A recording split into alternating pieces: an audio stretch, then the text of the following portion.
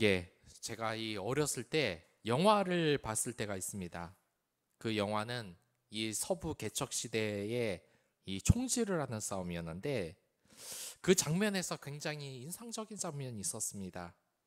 그것은 얘기를 몇 번 하다가 갑자기 이 총으로 결투를 해서 사람이 죽는 모습을 보고 좀 충격을 받았습니다.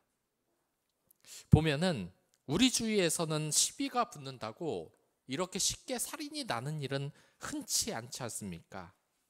대부분 사람들은 이성적으로 이야기를 하며 우리의 법 체계가 있기 때문에 그렇게 사람이 갑자기 싸우거나 죽거나 하는 일은 자주 발생하지 않습니다.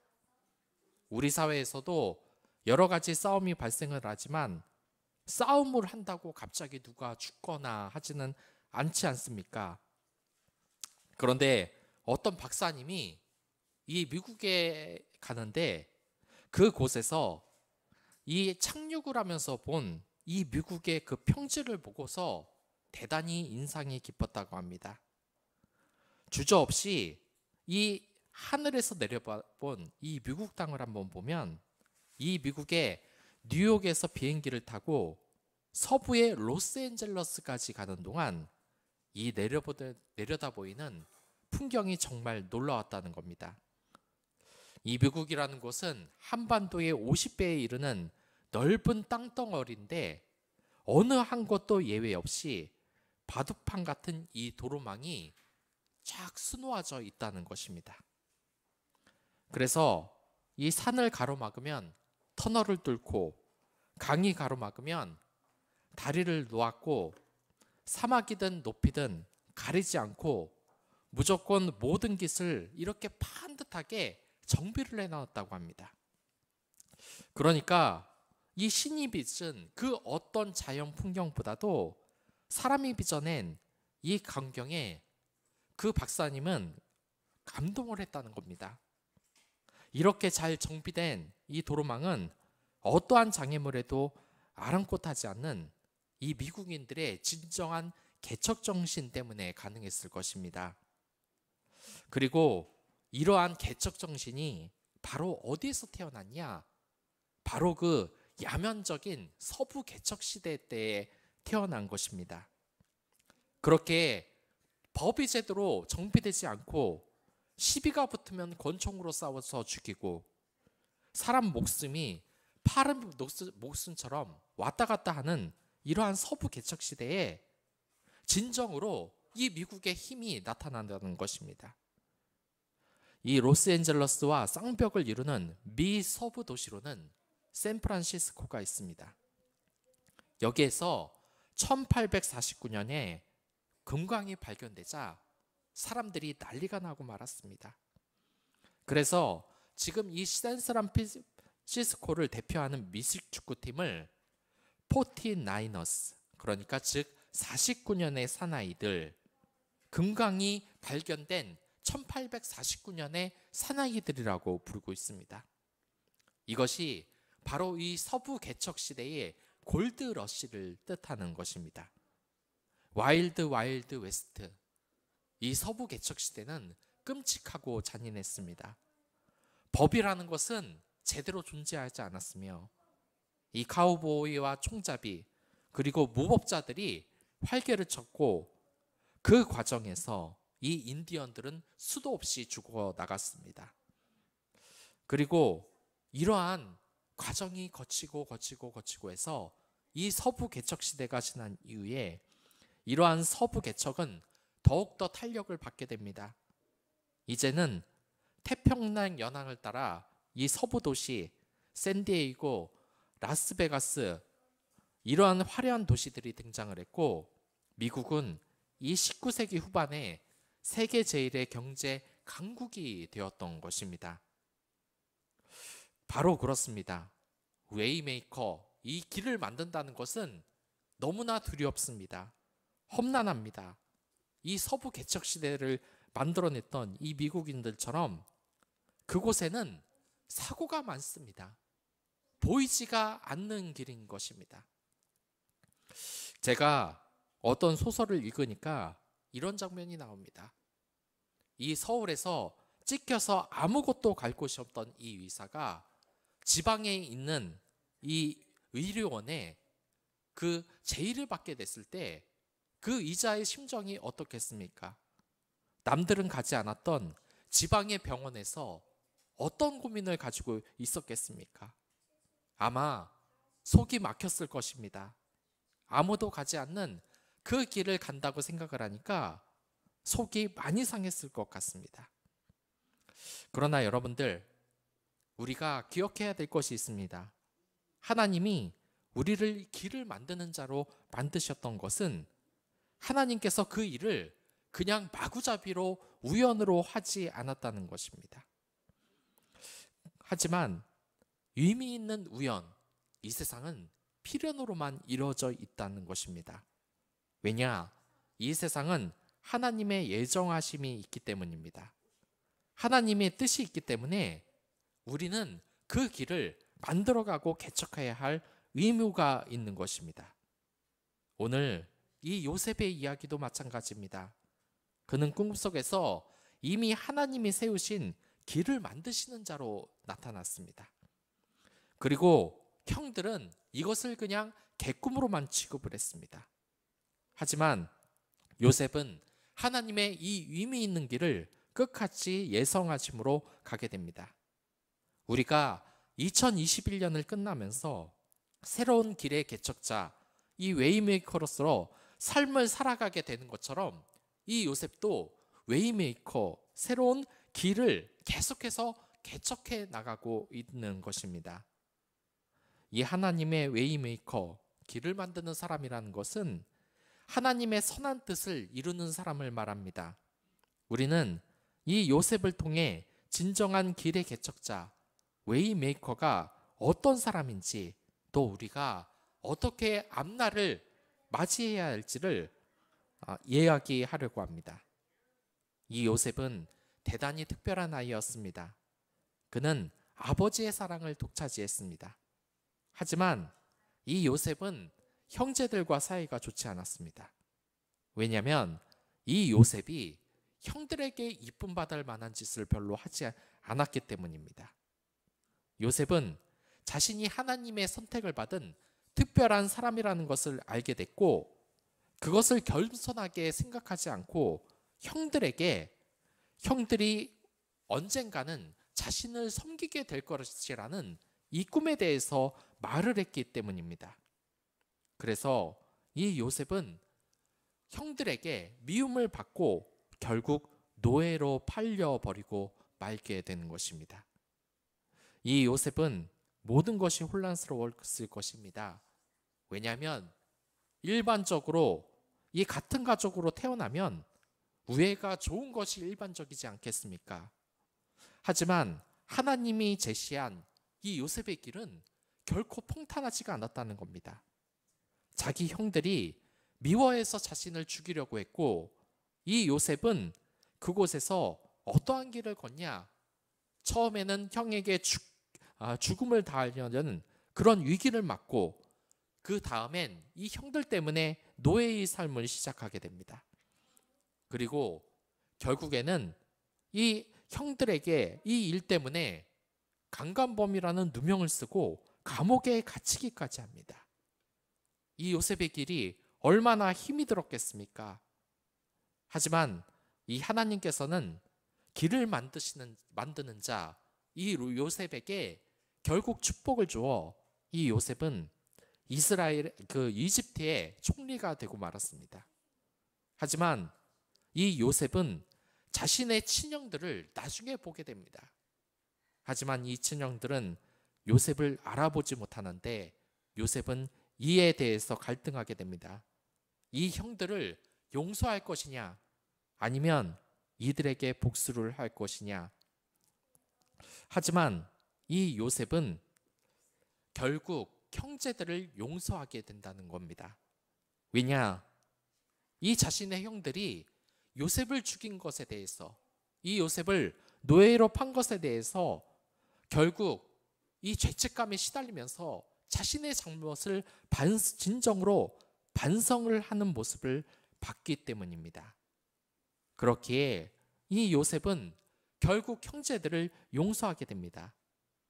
이 웨이메이커는 인생의 3단계를, 3가지 단계를 거치게 되는데, 원래 이런 길은 우리가 걸어야 할 길이기에 그것에 대해서 잠깐 이야기하도록 하겠습니다. 원래 이렇게 웨이메이커로 쓰임을 받는 사람은 먼저 시련을 통해 단련의 시간을 갖습니다.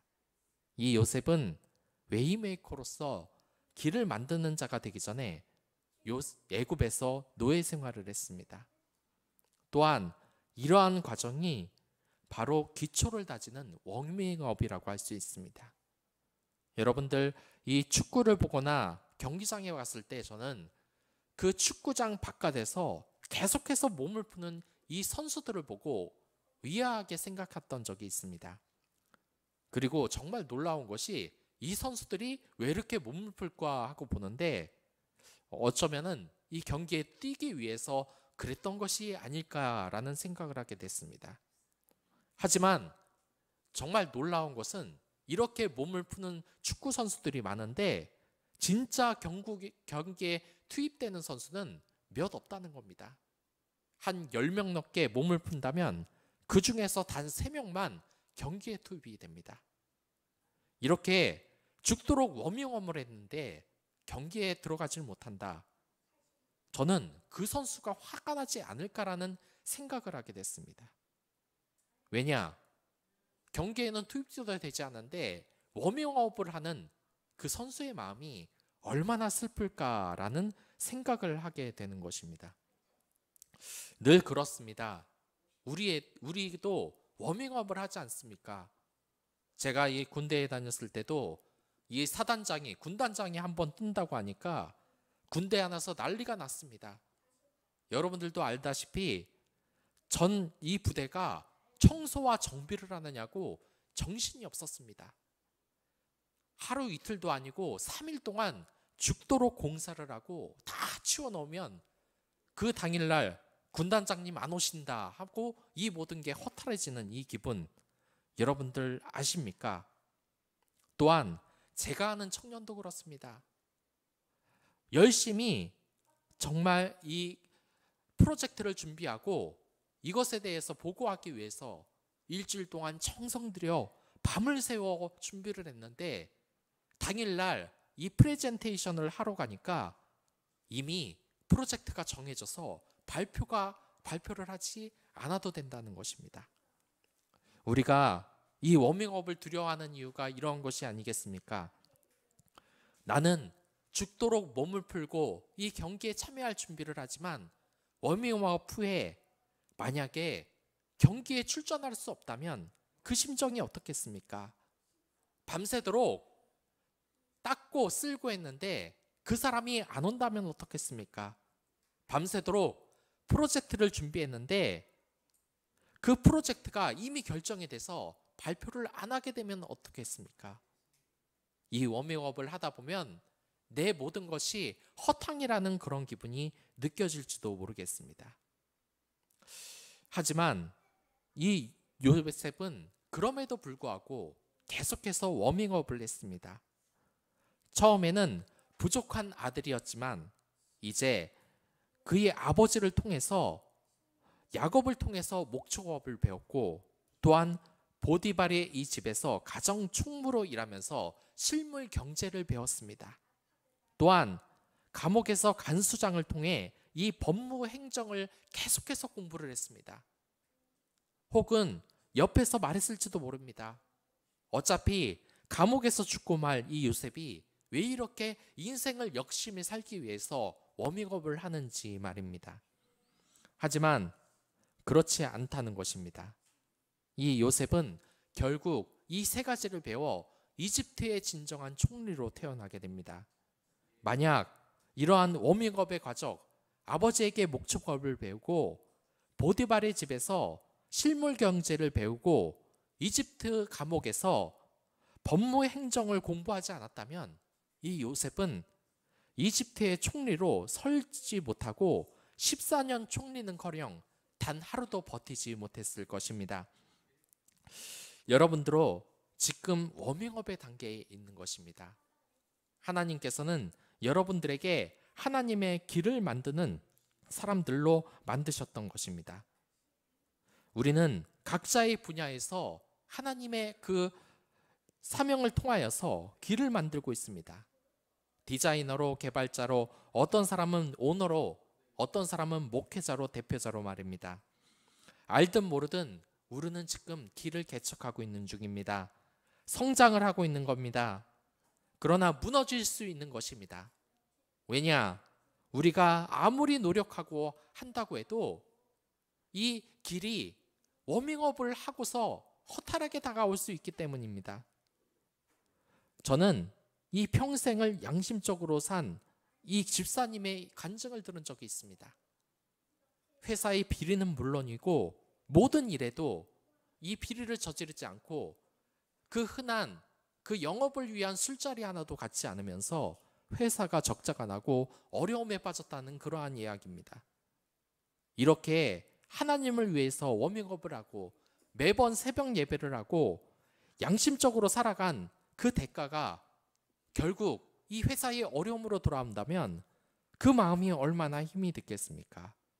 하지만 그는 실망하지 않았습니다. 그 집사님은 하나님의 언젠가는 그 대가를 줄 것이라 생각하고 끊임없이 예수님의 그 뜻을 따라 살게 된다는 것입니다. 처음이나 초반에는 정말 모든 것이 어렵습니다. 이 정말 하나님의 뜻에 따라 하나하나 하는 것이 결코 쉽지 않다는 것입니다. 이렇게 우리가 살아가면서 이 중요하게 하나님의 그 워밍업을 하고 살아간다는 게 결코 쉽지는 않을 것입니다. 양심에 따르는 것이 언제나 그러한 것입니다. 그리고 이 두 번째로 이 웨이메이커는 삶 속에서 중요한 결정을 내려야 할 때가 옵니다. 이 요셉은 형들을 봤을 때 두 가지의 선택을 할 수 있었습니다. 아버지의 사랑을 독차지했던 이 요셉은 자기를 죽이려고 했던 이 형들을 용서하지 않고 그들에게 이제 잔혹한 복수를 할 수도 있었습니다. 하지만 그러지 않았다는 것입니다. 우리가 생각해야 될 건 이 길을 선택하기 위해서는 남들이 선택하지 않는 길을 갈 그러한 용기가 있어야 된다는 것입니다. 여러분들 혹시 의사들이 어떻게 생활을 하시는지 아십니까? 의사들은 의과 대학을 갔다고 그냥 의사가 되는 것이 아닙니다.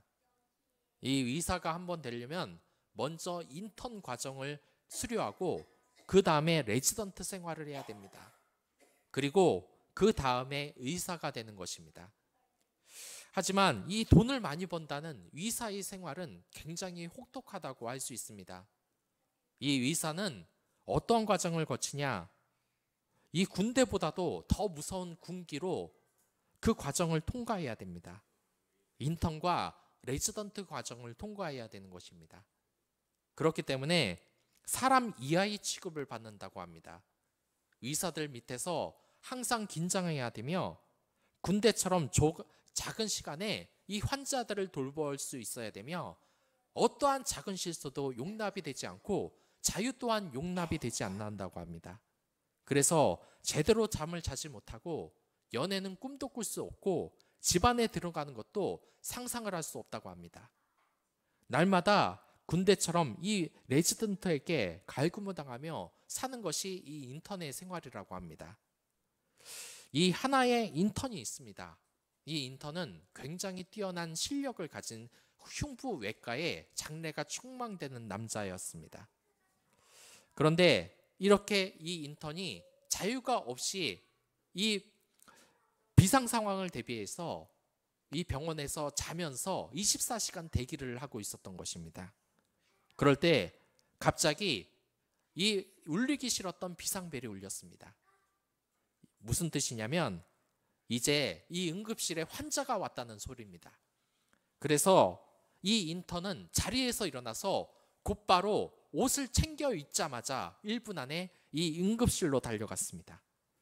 응급실에 달려가니까 자신의 상사 레지던트가 있고 거기에는 이제 죽어가는 한 환자가 보였다는 겁니다. 이 환자는 입에서 피를 토하며 상태가 굉장히 심각했다고 합니다. 이 인턴은 그 환자를 보며 그 상태가 바로 짐작이 갔습니다. 하지만 이 레지던트는 두려움에 휩싸였습니다. 자신의 상사인 이 레지던트는 아직까지 그 환자가 어떠한 증상인지 파악을 못했던 겁니다. 그리고 사실상 만져서도 안 되는 것입니다. 왜냐? 레지던트는 아직 의사가 아니기 때문입니다. 그래서 이 환자를 다른 곳으로 이송을 해야 되는데 이 환자는 계속해서 피를 토하며 결국에는 이 인턴이 봤을 때 아무런 조치도 취하지 않고 그냥 보내면은 100% 죽게 된다는 이 인턴은 그러한 확신이 들었다는 겁니다. 그러나 레지던트는 이 환자에 대해서 아무런 조치도 취하지 않았습니다. 왜냐? 만약에 무슨 조치라도 취해서 이 환자가 죽게 되면 레지던트 자신이 다 죄를 뒤집어써야 됐기 때문입니다. 그런데 이 인턴은 간증을 합니다. 내가 건방지더라도 이 군대와 같은 서열 관계가 확실한 이 병원에서 레지던트 상사인 레지던트의 말을 무시하고 이 환자에게 응급처치를 할 것이냐, 아니면 자신의 이 레지던트의 지시에 따라 이 환자를 고치지 않을 것이냐 갈등을 하게 된다는 것입니다. 여러분들이면 어떻게 하겠습니까? 내가 이 환자의 증상을 알았기 때문에 무슨 조치를 한다면 이 환자는 살 수가 있습니다. 하지만 그렇게 되면 레지던트의 명을 어기게 되는 것이고 이 인턴은 이제 더 이상 어디도 갈 곳이 없습니다. 왜냐? 자신의 상사인 레지던트의 말을 무시하고 환자를 함부로 자기가 치료한다. 이것은 병원에서 더 이상 일하지 않겠다는 말과 똑같은 뜻이기 때문입니다. 그리고 두 번째 길은 이 레지던트의 말에 따라 이 환자에게 아무런 조치도 취하지 않는 겁니다. 그러면 이 인턴은 좀만 고생을 하면 레지던트가 되고 이제 의사가 돼서 이 부자가 되는 의사의 길에 들어설 수 있을 것입니다. 하지만 이 환자는 100% 죽을 것이 뻔합니다. 이 인턴은 어떠한 길을 선택하겠습니까?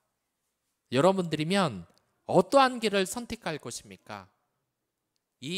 여러분들의 인턴이라면 이 환자를 살리고 그냥 의사의 길을 줬겠습니까? 아니면 이 레지던트의 말을 듣고 이 의사로서의 길을 가면서 이 환자를 죽게 놔두겠습니까? 우리의 길이 바로 이러한 것입니다. 예수 그리스도의 사람이라고 한번 질문을 바꿔보겠습니다. 여러분들이 예수님을 영접하는 이 인턴이었다면 이 환자를 살리는 길을 선택하겠습니까? 죽이는 길을 선택하겠습니까? 100% 살리는 길로 가야 되는 겁니다. 결국 이 인턴은 자신이 알고 있는 지시를 사용하여 이 환자에게 응급처치를 시작합니다. 그러자 이 옆에 있는 레지던트는 그 장면을 보고 이 인턴의 멱살을 잡습니다. 내 지시를 어기고 왜 네 함부로 하냐? 하지만 이 레지던트의 뜻에 따라 아무것도 만지지 않으면 이 환자는 죽게 되고 마는 것입니다. 그렇기 때문에 이 인턴은 이 환자의 생명이 우선이라 생각하고 하늘과 같은 자신의 상사의 말을 어기고 이 환자에게 응급처치를 시작을 합니다. 그리고 돌려보냈습니다. 그러자 이 다음날 병원에는 이 인턴에 관한 소문이 전부 퍼지고 맙니다. 저 말도 안 되는 인턴, 저 피도 안 마른 인턴이 레지던트의 말을 무시하고 환자를 응급처치했다. 결국 이 병원에서 전부 따돌림을 당하고 이 인턴은 갈 길이 없어서 결국 수료하자마자 이 병원을 떠나고 원서를 넣는데도 계속해서 피해를 입게 되고 의사의 길이 다 막혀버리고 만 것입니다. 그런데 이 인턴 의사가 가장 기뻤던 게 뭔지 아십니까?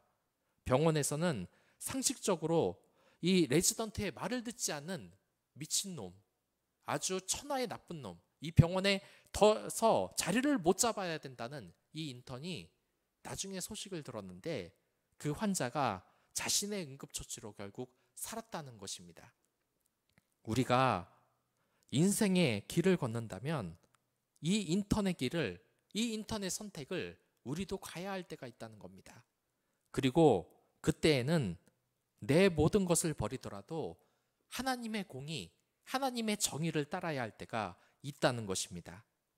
요셉이 가는 것이 바로 그러한 길이고 우리가 가야 할 길도 바로 그러한 것입니다. 이 요셉은 정의를 따르다가 노예가 되고 나중엔 강간범으로 누명을 쓰게 됩니다. 평생을 감옥에서 살 수 있었던 것입니다. 그러나 우리가 기억해야 될 것이 있습니다. 하나님은 이 길을 만드시는 자에게 결국은 행복을 준다는 것입니다. 그에게 결국 하나님의 축복을 내려다 준다는 것입니다. 제가 말했던 이 이야기는 바로 한 소설에서 나왔던 이야기입니다. 하지만 이러한 길을 간다고 결국 그 길이 맑아졌겠습니까? 그렇지 않다는 겁니다. 결국 이 인턴은 모조리 이 경기도와 강남에 있는 곳에 모조리 쫓겨나서 더 이상 의사 생활을 할 수 없다고 생각을 했지만 이 환자에게 응급처치를 한 것을 유심히 살펴본 한 부교수의 추천을 받아 지방의 병원으로 가게 됐다는 겁니다. 그리고 그곳에서 많은 환자들을 살리면서 그 명성이 점점점 높아지는 의사가 됐다는 그러한 이야기입니다. 우리의 앞길도 마찬가지입니다. 당장은 이 웨이메이커, 하나님의 보이지 않는 길을 개척하는데 얼마나 어려움이 따를지 모르겠습니다. 이 최강국이 됐던 이 미국 또한 18세기, 17세기에는 서부 개척 시대에 얼마나 힘들었습니까? 그 길에 좀만 말을 잘못해도 총을 맞아 죽을 수 있고 무법자의 생활을 했지만 이러한 새로운 길을 개척하면서 그들이 웨이메이커의 길을 걸으면서 이 세상에서 가장 강대국의 나라를 만들지 않았습니까? 우리도 이런 강대국의 길, 하나님의 길을 만드는 길의 개척자, 웨이메이커가 이제는 될 때라는 겁니다. 이제부터 이 웨이메이커로서 여러분들을 준비하시기 바랍니다. 이 연도에 우리는 새로운 길을 개척해 왔고 이제 내년에도 새로운 길을 개척해 나갈 것입니다.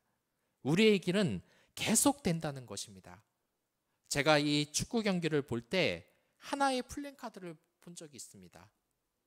제가 이 축구를 보면 사실 이 축구도 뭐 굉장히 투자를 많이 하고 부유하다곤 하지만 사실 월드컵에 보면은 이 프로축구 경기장엔 사람이 거의 없습니다. 제가 사는 수원엔 그나마 그래도 한 3, 4천 명 정도는 이 경기장에 들어오지만 K리그 경기장은 정말 썰렁합니다. 그런데 그곳에서 이렇게 뭐 서포터들이 보면 몇 명 안 되는 서포터들이 그런 글을 붙여놨습니다. 우리가 가면 길이 된다. 이게 참 그런 것 같습니다. 참 몇 명 안 되는 사람이 응원을 하고 그런더라도 그 길을 개척하는 것, 남들이 아무리 돌보지 않더라도 우리가 가면 길이 된다는 것, 예수님이 그 길을 만들어냈으며 우리 또한 그 길을 만들어낸다는 것입니다. 제가 이 영화를 봤는데 그 영화가 뭐냐면 제키 로빈슨에 대한 이 야구 선수의 이야기였습니다. 이 선수는 최초의 메이저리그 흑인 선수들이었습니다. 이 경기를 뛰면서 정말 우리가 상상할 수 없는 이 비하와 조롱을 수도 없이 받았던 실제 인물입니다.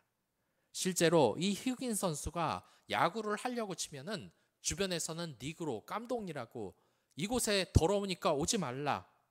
그러고서 말도 안 되는 성적인 그런 모욕적인 발언을 하고서 상처를 많이 입은 것입니다. 우리가 아무리 강한 척을 해도 상대가 나를 비하하면 이 마음이 정말 무너지고 정말 살기 싫을 정도로 그렇게 힘들어지는 건 똑같지 않습니까? 이 제키 로빈슨이라는 선수도 그랬습니다. 상대방 선수들과 감독들은 대놓고 깜둥이라고 무시를 하고 이 사람에게 살해 위협까지 했습니다. 그래서 그는 포기했습니다. 죽음도 생각하고 스스로 목숨을 끊고 싶다는 생각을 한두 번도 한 것이 아닙니다. 근데 그때 그 위기 때 단장이 와서 그에게 이렇게 위로를 합니다. 혹시 자네 그 장면 봤냐? 우리 팀의 팬인 한 백인 아이가 흙을 문지르고 터는 그 자세를 했다. 이 말이 무엇이냐면 이 제키 로빈슨이라는 이 야구 선수는 항상 경기를 하기 전에 흙을 문지르고 터는 이 자세를 하고 있었습니다. 그런데 이 백인 아이, 자신을 모욕하고 죽이려고 하는 이 백인종 중에서 백인 아이 하나가 이 로빈슨을 좋아하면서 그가 흙을 터는 자세를 그대로 따라한 것입니다. 결국 피부색이 다를지라도 이 훌륭한 야구 선수인 로빈슨의 가치를 이 소년은 알고 있었던 겁니다. 그를 닮고 싶어도 했던 것입니다. 여러분들도 이와 같습니다. 웨이메이커를 길을 간다는 것은 어려울 수는 있지만 여러분들의 진면목은 아는 이 백인 소경 같은 사람이 주변에 있을 것입니다. 그리고 하나님이 아십니다. 그리고 이 로빈슨이라는 선수는 결국 뛰어난 성적으로 해당 팀에서 영구 결번을 남기는 훌륭한 야구 선수가 됐습니다. 여러분들의 끝도 그렇습니다. 여러분들이 이 힘든 웨이메이커의 길을 갈지는 모를지라도 여러분들의 그 끝은 성공에 있습니다. 이 영화를 보면 가장 우습게 비춰지는 장면이 뭔지 아십니까? 이 공포 영화나 재난 영화를 보면은 기도하는 사람이 제일 먼저 죽는다는 겁니다. 그리고서 이것이 무엇입니까? 이 바쁜 시기에 이 기도로 이 길을 만드는 사람들을 비웃는 것 아니겠습니까? 하지만 그럼에도 이 길을 여러분들 걸어가시기 바라겠습니다. 우리는 웨이메이커로서 과거와 현재와 미래를 살아가야 하기 때문입니다. 이 요셉과 같이 축복의 길, 그리고 형들을 용서하는 새로운 로드메이커, 웨이메이커로서 살아가는 여러분들이 되길 바라겠습니다. 그럼 다 같이 기도하도록 하겠습니다.